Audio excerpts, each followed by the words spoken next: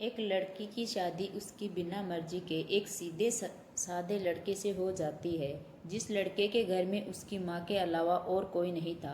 दहेज में लड़के को बहुत सारा सामान और पैसे भी मिले थे, लेकिन लड़की किसी और लड़के से बेहद प्यार करती थी।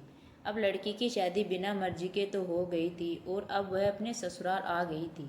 तभी सुहाग रात के वक्त लड़का दूध लेकर कमरे में आता है और उस लड़की को यानी अपनी पत्नी के पास बैठ जाता है। तभी उसकी पत्नी गुस्से से अपने पति से कहती है, क्या तुम मुझे अकेला छोड़ सकते हो। उसकी ये बात सुनकर उसका पति बहुत दुखी होता है, लेकिन फिर भी वह खुशी खुशी से ये कहता है, नहीं तुम आराम करो, मैं तो सिर्फ तुम्हारे लिए दूध लेकर आया था। यह कहकर वह कमरे से बाहर चला जाता है। लड़की मन मारकर ही रह जाती है, क्योंकि लड़की चाहती थी कि उनसे झगड़ा क्यों नहीं किया ताकि वो उस गंवार से तलाक ले सके। अब लड़की को ससुराल में 3-4 दिन हो गए थे, मगर वो तो बस पूरा दिन फोन पर बॉयफ्रेंड से बात करती और उधर लड़के की माँ बिना शिकायत करे दिन भर घर का सारा काम करती। वह सबके लिए खाना भी खुद ही बनाती, फिर भी उसकी माँ के चेहरे पर हर वक्त मुस्कुराहट ही रहती थी। लड़का एक कंपनी में छोटी सी नौकरी करता था। वह बेहद ही ईमानदार और मेहनती था।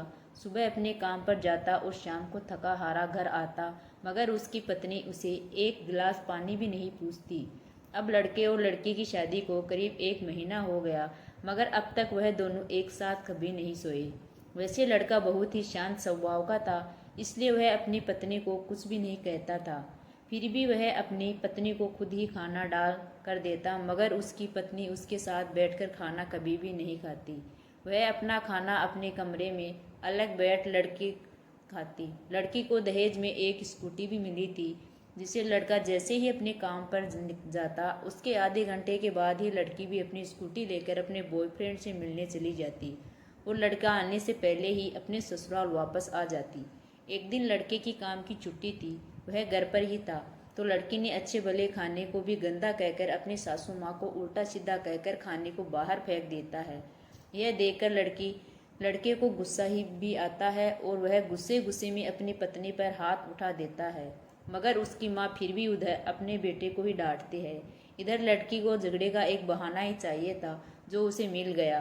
तभी वो बिना बोले अपनी स्कूटी लेकर अपने बॉयफ्रेंड के पास चली जाती है और अपने बॉयफ्रेंड के पास जाकर कहती है कि अब एक पल भी मुझे उस घर में नहीं रहना। आज उस गवार ने मुझ पर हाथ उठाकर अच्छा नहीं किया। तभी उसका बॉयफ्रेंड कहता है, अरे तुमसे तो मैं कब से कहता हूँ कि तुम भाग चलो मेरे साथ कहीं दूर, मगर तुम तो हो कि आजकल पे लगी रहती हो। तब लड़की कहती है कि शादी के दिन मैं तुम्हारे पास आई थी तो तुम ही ने तो वापस घर लौटाया था। बॉयफ्रेंड ने कहा, खाली हाथ हम दोनों कहाँ तक भागेंगे, तुम ही बोलो। मैंने तुमसे कहा था कि कुछ पैसे और गहने साथ ले लो और तुम हो कि खाली हाथ ही मेरे पास आ गई थी। आखिर दूर एक नई जगह में जिंदगी की शुरुआत करने के लिए पैसे तो चाहिए ना। और हाँ, एक बात और, जब भी मैं तुम्हारे पास आता हूँ और तुम्हें छूना चाहता हूँ तभी तुम्हारे नखरे हो जाते हैं। बस ये कहती रहती हो कि ये प्यार प्रेम शादी के बाद ही होगा। तभी लड़की गुस्सा होकर कहती है, हाँ शादी के बाद ही अच्छा होता है ये सब, और मैं तुम्हारी ही तो हूँ। मैं आज भी एक कुंवारी लड़की हूँ और शादी करके भी आज तक उस गंवार के साथ एक रात भी नहीं सोई मैं, क्योंकि मैंने तुमसे ही प्यार किया है। और अब मैं चाहती हूँ कि तुम मुझसे शादी करके मेरी मांग में अपने हाथ से सिंदूर भर दो, फिर मैं पूरी ही तुम्हारी हो जाऊंगी और फिर तुम अब मुझे अपनी मर्जी से दिन रात प्यार कर सकते हो। तब उसका बॉयफ्रेंड कहता है, तो ठीक है, मैं तुमसे शादी कर लूँगा, मगर तुम कम से कम 5 लाख रुपए का कल शाम तक इंतजाम कर लेना। मैं तुम्हें एक होटल का पता दे रहा हूँ, उस होटल में रात को 10 बजे तक पहुँच जाना। लड़की कहती है, उस गवार के पास पैसा कहाँ होगा। पैसा बल्कि मेरे पापा ने उसे दहेज में 3 लाख रुपए और मुझे कुछ सोने के गहने दिए थे। गहने तो मेरे पास हैं, मगर सारे पैसे उस गंवार ने अलमारी में लॉक कर रखे हैं। मगर मैं जैसे तैसे अलमारी की चाबी लेकर सारे पैसे निकाल कर तुम्हारे पास हमेशा हमेशा के लिए आ जाऊंगी। यह कहकर वह लड़की अपने ससुराल पहुंचती है। लड़की ससुराल पहुंचकर अपने पति और सास से लड़ाई करती है और वो उन पर खूब चिल्लाती है, मगर अफसोस तो वो है कि वो अकेला ही चिल्लाती रहती है। उसका पति और उसकी सास बिल्कुल शांत रहते हैं। तभी लड़की अपने कमरे में चली जाती है और अचानक उसके बॉयफ्रेंड का लड़की के फ़ोन पर मैसेज आता है कि कब आ रही हो पैसे लेकर। लड़की मैसेज का जवाब देती है, सब्र करो, मैं वक्त पर आ जाऊंगी। तब उसका पति दरवाज़ा खटखटाता है और अपनी पत्नी से कहता है कि खाना खा लो। तभी पत्नी कहती है, मैं खाना तभी खाऊंगी, पहले मुझे अलमारी की चाबी दे दो। पति दरवाजे के नीचे से चाबी देकर कहता है, यह लो, अपना काम करके खाना खा लेना, क्योंकि अभी तक मैंने और माँ ने भी खाना नहीं खाया है और माँ ने कहा है कि हम आज साथ बैठकर ही खाना खाएंगे। लड़की कहती है, माँ और तुम खाना खा लो, मैं बाहर से खाना खाकर आई हूँ। यह सुनकर लड़का चला जाता है। तभी लड़की जल्दी से चाबी को उठाकर अलमारी खोलती है। अलमारी खोलकर वह उसमें क्या देखती है कि उसमें दहेज के पूरे पैसे 3 लाख रुपए और सारे गहने तो रखे ही थे, बल्कि उसमें एक डायरी भी रखी हुई थी। और वो उसे खोलकर पढ़ती है तो उस डायरी में लिखा था, प्रिय पत्नी, मुझे और तुम्हारे पिताजी को पता है कि तुम किसी और लड़की से बेहद प्यार करती हो, मगर तुम्हारे पिताजी ने पता लगाया कि जिससे तुम प्यार करती हो उसकी पहले भी एक बार शादी हो चुकी है और वह लड़का बहुत सी लड़कियों को धोखा भी दे चुका है। पर आपके पिताजी आपको उस लड़के के बारे में कुछ भी ना बता सके, क्योंकि उन्हें पता था कि ये जो इसका नशा है वह हमेशा अपनों को गैर और गैरों को अपना बना देता है। इसलिए तुम्हारे पिताजी ने मेरे आगे हाथ जोड़कर ये कहा कि मेरी बेटी का हमेशा ख्याल रखना। एक बाप के मुंह से एक बेटी की कहानी सुनकर मेरी भी आंखों में आंसू आ गए और मुझे यकीन हो गया था कि एक अच्छा पति होने का सम्मान मुझे मिले या न मिले, मगर एक दामाद होने की इज्जत में हमेशा पा सकता हूँ। और मुझे दहेज में मिले सारे पैसे और सोने के गहने मैंने तुम्हारे अलमारी में रख दिए हैं, क्योंकि दहेज के नाम से मुझे नफरत हो चुकी थी।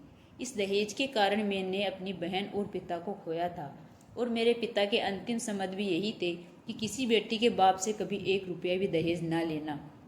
और उस डायरी में यह भी लिखा था कि तुम मुझसे आज़ाद हो और तुम कहीं भी जा सकती हो। डायरी के बीच के पन्नों में तलाक के पेपर रखे हैं, जहां मैंने पहले ही अपने साइन कर दिए हैं। जब तुम्हें लगे कि अब इस गंवार के साथ नहीं रहना, तब तुम भी इस तलाक के पेपर पर साइन करके अपने सारे पैसे और जेवर लेकर जा सकती हो।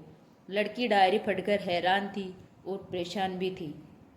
ना चाहते हुए भी उसने गंवार पति के शब्दों ने उसके दिल को छू लिया और अब वो न चाहते हुए भी गंवार पति के अनदेखे प्यार को वह महसूस करने लगी।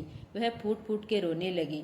डायरी में आगे लिखा था कि मैंने तुम्हें इसलिए मारा क्योंकि अपनी माँ को गाली दी, और जो बेटा खुद के आगे अपनी माँ की बेइज्जती होते सहन कर ले, फिर वह बेटा ही कैसा है। इसलिए मुझे माफ़ कर देना, क्योंकि मेरे लिए माँ का दर्जा सबसे बड़ा है और आपको मैं दुल्हन बनाकर अपना हमसफ़र बनाने लाया हूँ, आपसे ज़बरदस्ती करने नहीं। आपको मुझसे प्यार हो ना हो, लेकिन मैं अंत तक सिर्फ आपसे ही प्रेम करता रहूँगा। अब फैसला तुम्हारे ही हाथों में है। अब लड़की दुल्हन बन चुकी थी और उसकी आंखों में आंसू बह रहे थे। अचानक लड़की के बॉयफ्रेंड का फ़ोन आता है। तभी गुस्से में लड़की अपने फ़ोन को स्विच ऑफ करके फ़ोन का सिम कार्ड तोड़ देती है। अब उसे सब समझ आ गया था कि जिससे वह बेहद प्यार करती थी, उसे तो सिर्फ पैसों से ही प्यार था, और सच्चा प्यार करने वाला तो मेरे पति ही था, जिसने सिर्फ मेरे पापा की इज्जत रखने के लिए ही उससे शादी कर ली, और उसे मेरा एक बॉयफ्रेंड है पता होने के बाद भी मुझसे इतना प्यार किया। मैं अपने पति का प्यार क्यों नहीं समझ पाई। यह सब सोचकर वह रोती रही। फिर उसने रोते हुए अलमारी का सारा सामान जैसा था वैसा ही रखकर ना जाने कब सो गई। अगले दिन उसकी पत्नी सुबह देर से जागी। तब तक उसका पति ऑफिस जा चुका था। तभी पहले नहा धोकर उसने साड़ी पहनी, फिर लंबा सा अपनी मांग में सिंदूर लगाया, जबकि पहले एक बिंदी जैसी साइड पर सिंदूर लगाती थी ताकि कोई लड़का ध्यान ना दे सके और किसी को ये भी पता ना चले जाए कि यह एक शादीशुदा है। मगर आज तो 10 किलोमीटर से भी दिखाई दी कि ऐसी लंबी और गाढ़ी सिंदूर लगाई थी। फिर उसने अपना मंगलसूत्र पहना और किचन में जाकर सासू माँ को जबरदस्ती कमरे में आराम करने देती है और खुद अकेली सबका खाना बनाती है। पहले सासू माँ को खाना खिलाते और फिर अपने पति को फ़ोन करके ऑफिस का पता पूछती है। उसका पति उसको ऑफिस का पता देते हुए सोचता है कि कहीं उसकी पत्नी ने तलाक देने का फैसला तो नहीं कर लिया, मगर उसे कहाँ पता था कि वो अब सुधर गई है और उसे ही अपना पति मान चुकी है। इतने में ही उसकी पत्नी स्कूटी लेकर उसके ऑफिस में खाना लेकर पहुंचती है। पत्नी को देखकर पति हैरान हो जाता है। तभी वह अपनी पत्नी से पूछता है, सब ठीक है ना? माँ ने तुमसे कुछ कह तो नहीं दिया? उसका पति सवाल पर सवाल पूछे जा रहा था। तभी अचानक पत्नी सबके सामने अपने पति के सीने से लिपट जाती है और उसे कहता है कि सब ठीक है, मगर मुझे तुमसे कुछ कहना है। पति कहता है हाँ कहो। तब पत्नी सबके सामने कहती है आई लव यू मेरे प्यारे पति, आई लव यू। यह सुनकर ऑफिस के सभी लोग हैरान होकर खड़े हो जाते हैं और जोर जोर से तालियां बजाने लगते हैं। तब पत्नी सबके सामने अपने पति का हाथ पकड़ के कहती है कि अब 1 महीने तक मेरे पति देव ऑफिस में दिखाई नहीं देंगे। ऑफिस के सभी लोग पूछते हैं क्यों? तब लड़के की पत्नी कहती है क्योंकि हम दोनों लंबी छुट्टी पर जा रहे हैं। पति पत्नी से कहता है तुम्हें क्या हो गया? तभी पत्नी पति से कहती है मुझे तुमसे सच्चा प्यार हो गया। ये कहकर वह उसके सीने से दोबारा इस तरह लिपट जाते हैं जहाँ से वह अपने गंवार पति से कभी भी जुदा ना हो पाए। तभी उसका पति भी बहुत खुश हो जाता है और फिर वो दोनों अपने घर चले जाते हैं और खुशी खुशी अपना जीवन बिताते हैं। तो दोस्तों, प्यार हमेशा उससे करना चाहिए जो आपसे प्यार करता हो और साथ ही आपके और आपके परिवार की इज्जत करता हो। पैसों से प्यार